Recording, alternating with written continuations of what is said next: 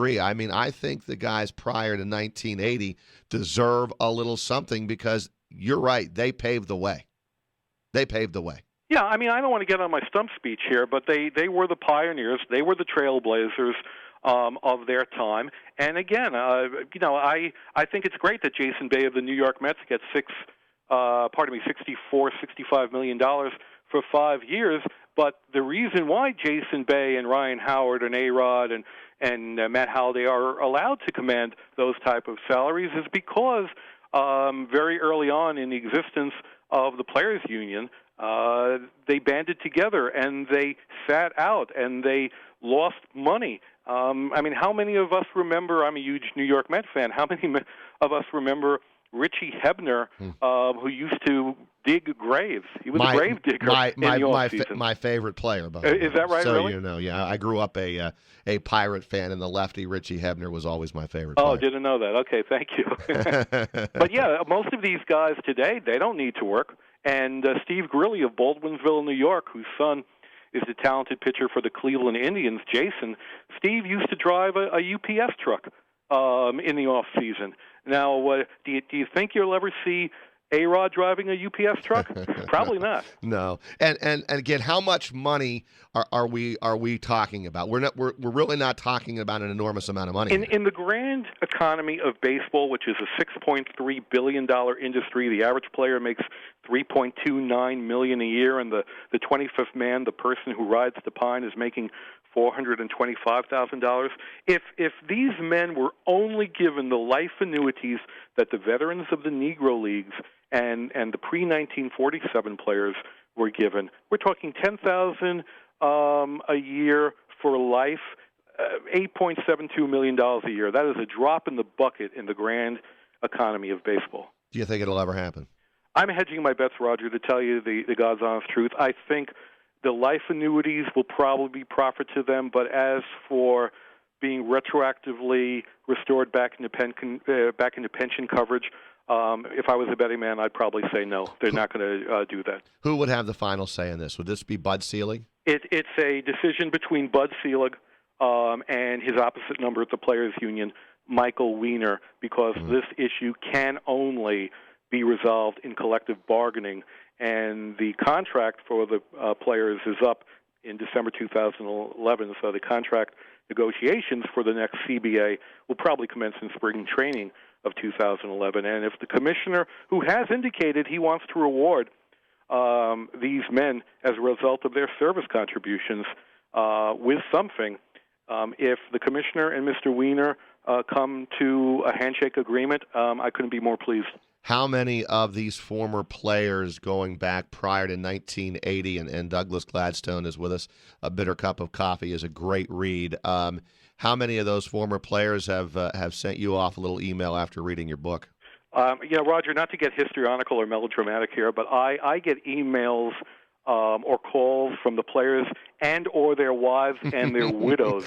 You can hear the tears through the phone, Roger. I mentioned Bill Burback. Bill Burback was from Dickinsville, Wisconsin. He was a talented pitcher for the Yankees in 69, 70, and 71. Well, Bill, unfortunately, now has, like a lot of people, a obstruction in his heart. He's got pulmonary chronic obstruction disorder, and he can't work. And his wife is still working, and she is 2 years his senior. She's saying, we begged Major League Baseball to do something for us, Mr. Gladstone, and so far they haven't seen fit to do anything. Isn't there a similar problem, and I want to put you on the spot here, but isn't there a similar problem in the National Football League as well? You're not putting me on the spot. Actually, taking care of the players from the past who, on the football field got injured and beat up, and guys have, really suffered in some cases, serious injuries. Aren't they looking for a little something back from the NFL as well? And you're absolutely correct. And they got something back in the tune of $26 million summary judgment 2 years ago. Right. It was found that the NFL had, in a court of law, cheated the retirees out of their share of licensing monies. And yes, you're quite correct. The bodily injuries that are sustained by a defensive lineman or an offensive player, they're quite prodigious. That's why, I'm glad that the NFL retirees have spokespeople or poster boys like Mike Ditka or Lem Barney, the former Detroit Lions cornerback and Hall of Famer, who speak out so eloquently. We don't have anyone like that doing the same thing for Major League Baseball. The perfect person would be Brooks Robinson, the Hall of Famer from the Baltimore Orioles. Absolutely. But he hasn't said anything, and he's the president of the Major League Baseball Players Alumni in Colorado Springs. Yeah, you know what? That's so right. They need a face to get out there, because I know I've seen Mike Ditka, and not only Mike Ditka, but I've seen others, really get on a stand and speak out about what they're looking for. Do you think this could ever get to the next level, and in other words, go to court over this? No, they can't. They cannot appeal the decision. There was a class action lawsuit in October 2003 that on appeal was thrown out by the Ninth Circuit Court out in California.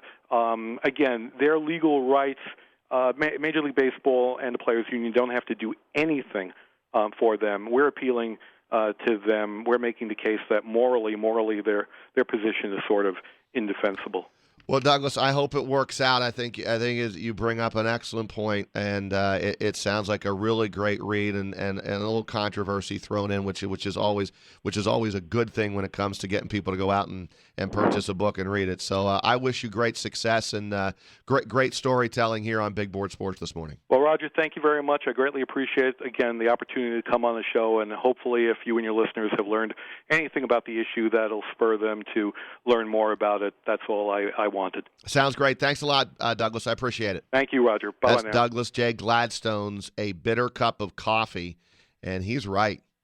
They should get something, those players prior to 1980. Bud Selig should work something out for those guys. Will they? I don't know.